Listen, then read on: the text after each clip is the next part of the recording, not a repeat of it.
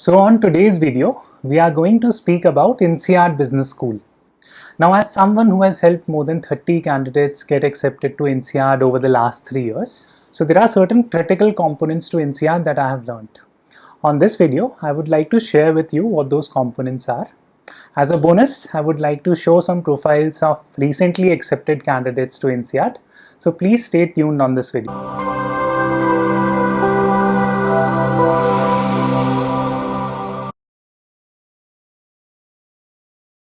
So how prestigious is INSEAD? Now, if you look at the rankings, it's quite obvious that INSEAD is ranked one of the 2 top MBA programs in the world. Now, if we look at recruiters' perspective, then it's quite evident that a number of recruiters, for example, BCG, Bain, McKinsey, which are top consulting firms, top technology firms, for example, Google, Microsoft, Facebook, LinkedIn, they all recruit from INSEAD. On the flip side, most of these firms send their sponsored candidates to INSEAD. So INSEAD enjoys a great relationship with top recruiters across the world. Now finally, in terms of prestige, INSEAD is a global brand. Now the primary reason for this is that INSEAD is located out of 3 campuses, one in Singapore, one in Fontainebleau in France, and one in the Middle East. So across each of these regions, INSEAD is well known and well respected by recruiters and also by the general audiences alike. So your obvious question might be that since INSEAD is such a powerhouse in terms of brand, then why haven't I heard about it? So the reason for this is that INSEAD is a business school, not a university. Your next logical question might be that, hey, how would you compare INSEAD with something like ISB or an IIM in India?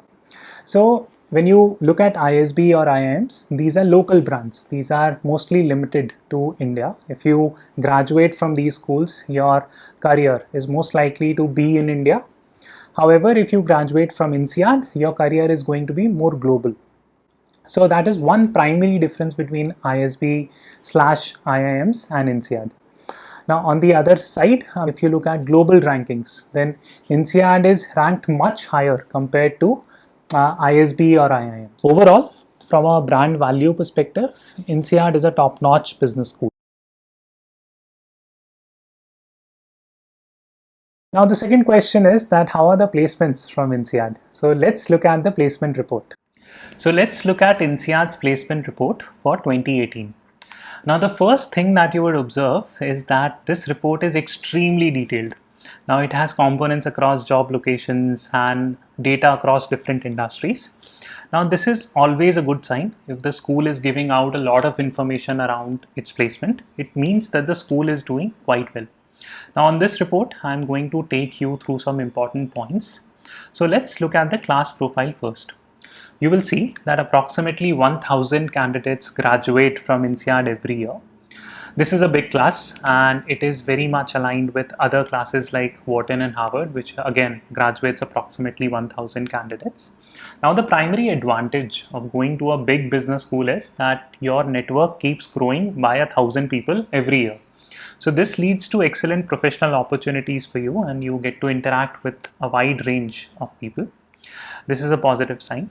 Now, if you look at the average age at INSEAD is 29 years. However, if you are an Indian or Asian applicant, then the average age would be somewhere around 27 to 27 and a half because Asians and Indians tend to do their MBA at a slightly early stage. So plan your applications accordingly. Now, if we look at the full-time jobs, you will see that approximately 91% people find employment from INSEAD after graduating 3 months into their program. So if you look at the full-time job offers, you will see that INSEAD has a placement rate of approximately 91%. Now this is very much aligned with other top tier MBA programs like Harvard, Stanford, Wharton, where again the average placement rate would range between 90 to 95%. Now your obvious question would be that what happens to people who don't find work. So number one, this data is for people who have been able to find work up to 3 months after graduation. So a lot of people keep finding work even after this point. They mostly go back to their local economy and look for opportunities. This is covered under the nationalities section of the report. So if you take a look at this data, you will see that there were approximately 86 Indians. 10% of them had to go back home and 90% of them stayed abroad. So in India, and especially for Indians, people find work across management consulting space and with startups, and these companies again do pay quite well to INSEADers. An important data point would be around the career changers. Now, basically, there are three kind of career changers who go to a business school. Number one, there are people who want to change their geographies. So, INSEAD has helped 51% people change their geographies. Number two, there are people who want to change their specific sector. So, people would want to move from, let's say, energy to pharmaceutical sector or healthcare. So INSEAD has helped 49% people make that change.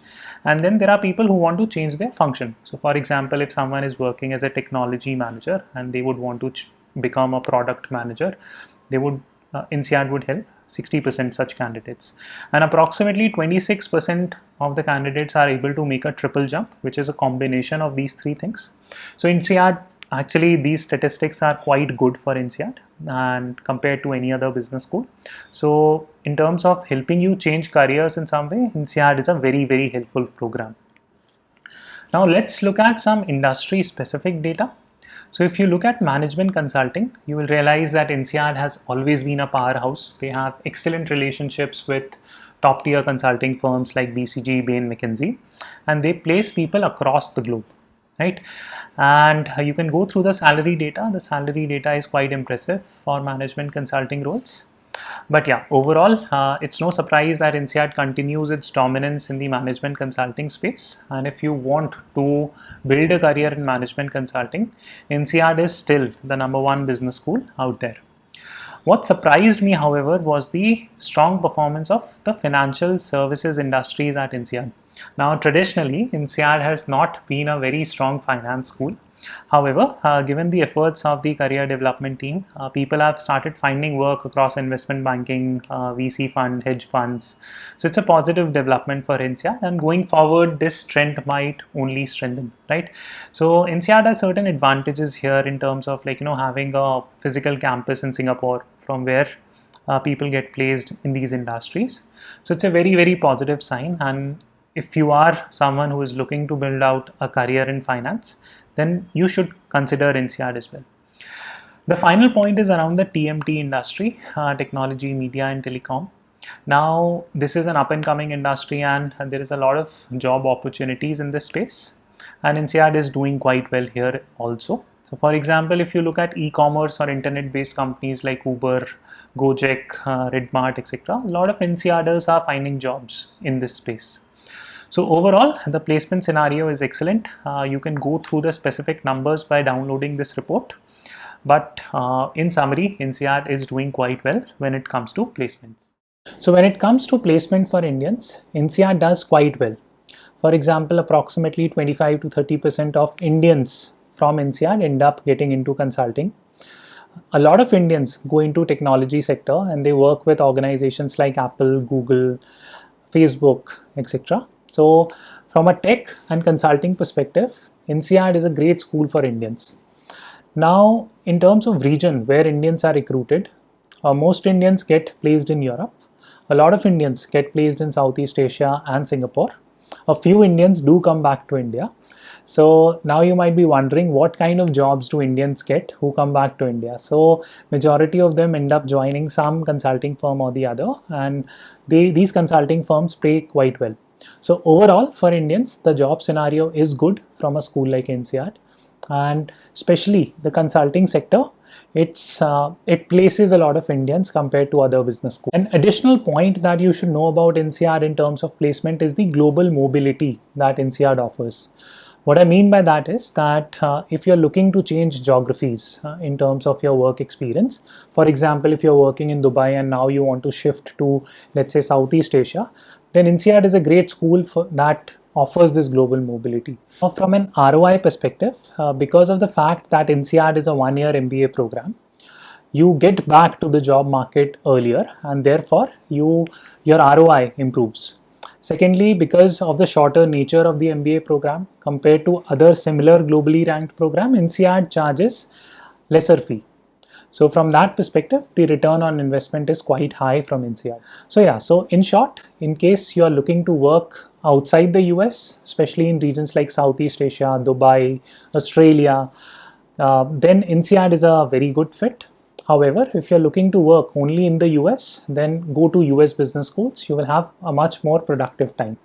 Now, one question that people like to ask me is INSEAD's degree valuable in India or not? So, if you're an Indian candidate, just because you're going to INSEAD or a US business school, it would not make your employment opportunities weak in India. You can always come back to India at any stage, and INSEAD's degree is highly valued.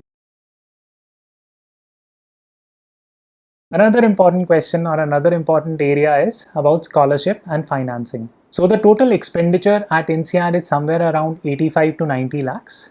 Now this is much lower compared to a traditional 2-year MBA program in the US. For example, if you compare it with Harvard, Stanford, Wharton, then the overall fees for INSEAD comes out to be much more inexpensive. Now, in case you're looking to finance your MBA, organizations like Prodigy Finance, they give up to 80% loan for completing your MBA from INSEAD.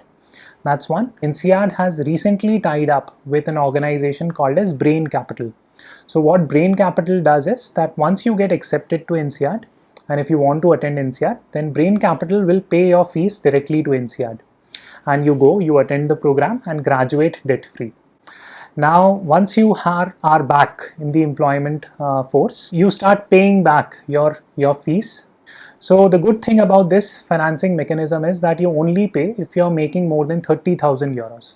So a lot of candidates who fear that, hey, if I have to come back to India after INSEAD, what would be my situation? How would I pay back my loans? So if you avail financing via Brain Capital, you would not need to worry about these things because you would not need to pay any money in that situation.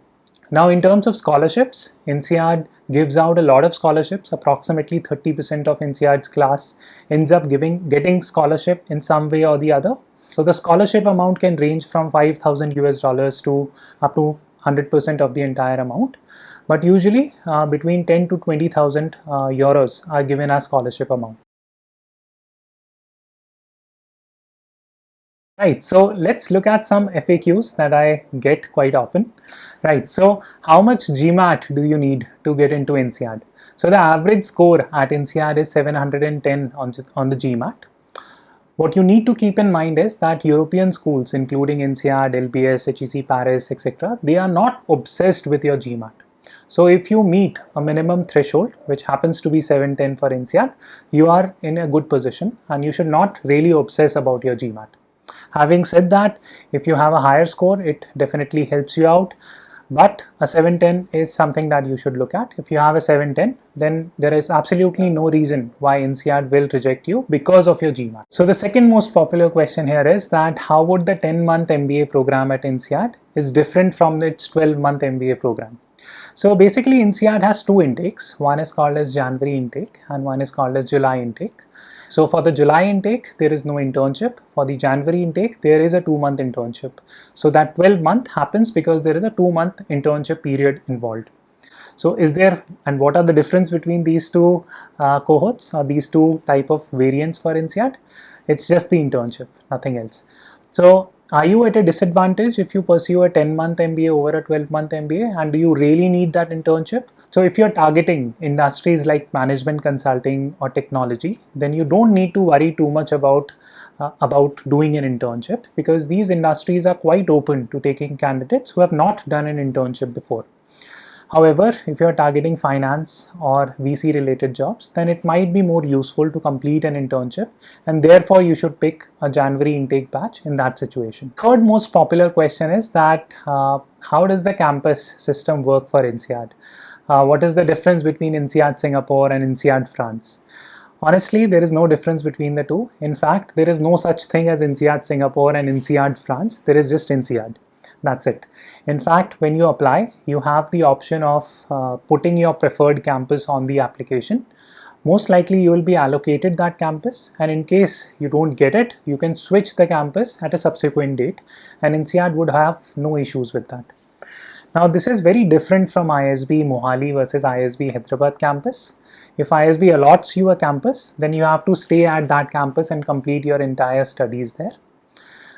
At INSEAD, that is not the case. Another important question that people ask me is that what are the language requirements for INSEAD? So the short answer there is that basically you need to know 3 languages. One is English, one is your mother tongue if you are in India. So it could be, for example, Tamil, Telugu or Hindi. Right? Both Hindi and Telugu cannot be considered as 2 separate languages according to INSEAD's policy. And finally, you need to pick one non-Indian language. It could be Spanish, it could be French.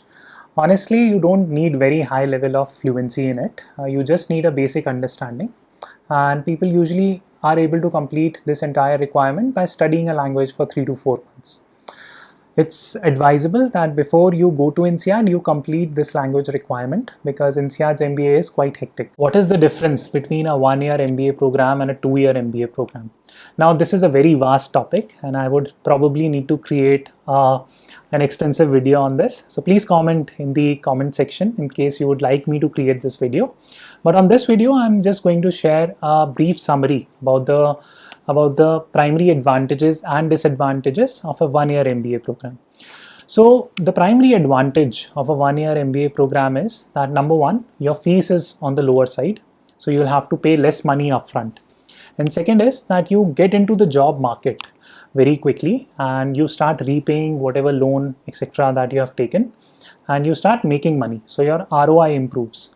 Third and final advantage of a 1-year MBA program is from a practical perspective that you end up getting same kind of jobs that you get from a 2-year traditional MBA program. The primary disadvantages of a 1-year MBA program are, number one, a lot of people argue that you learn less in a 1-year MBA program, and I absolutely concur with that point of view and I agree with that. Obviously, because of the fact that you're spending 1 year versus 2 year, obviously you will learn less at a 1-year MBA program. But having said, another argument can be made that since you are going back to the workforce one year earlier, you will get to learn quite a lot by doing practical things. So the second disadvantage of a 1-year MBA program is that it's harder to switch jobs post your MBA from a 1-year MBA program. Now this really depends on the MBA program. For example, if you go to INSEAD, which is a 1-year MBA program, then switching jobs is not that difficult. However, if you're going to a very low ranked 1-year MBA program, or for that matter, a very low ranked 2-year MBA program, then switching jobs is going to be difficult. So switching jobs essentially depends on the quality of the MBA program that you're attending rather than it being a 1 year versus. Next and final question is that is international work experience mandatory for you? So the answer is no. In case you are looking to get into INSEAD, you don't mandatorily need international work ex. So INSEAD basically takes 2 kind of candidates. One is a typical INSEAD candidate who has a ton of international experience, who can speak multiple languages. So that is a typical INSEAD fit. Now, if you are not a typical INSEAD fit, then INSEAD also looks for a second category of candidate who are called as interesting candidates. So if you have done some interesting things in your life, for example, if you have started a non-profit organization, or if you have done some really interesting stuff at your work, then you might fall in this interesting category. So these are essentially the 2 kind of candidates that INSEAD looks for. Now on the description box, I've provided the link of an interview that I did with one of my clients who had a fairly successful run at INSEAD without having any international work experience. At the start of the video, I promised you that I'm going to show you some profiles of candidates who have recently made it to INSEAD. So please check the description box. So on the description box, you'll be able to find the links of the candidates who have recently gotten into INSEAD. Now, a very important point to note there is that all these candidates come from very different backgrounds, they have very different profiles, and they have wide variety of GMAT scores. So I hope you like this video. Please give it a thumbs up and please subscribe to our channel. We are a growing channel and your support would mean a lot to us. It would motivate us to create more useful content for you. And in case you would like me to cover any specific topics about foreign education, please comment below. I'll be happy to shoot those videos for you.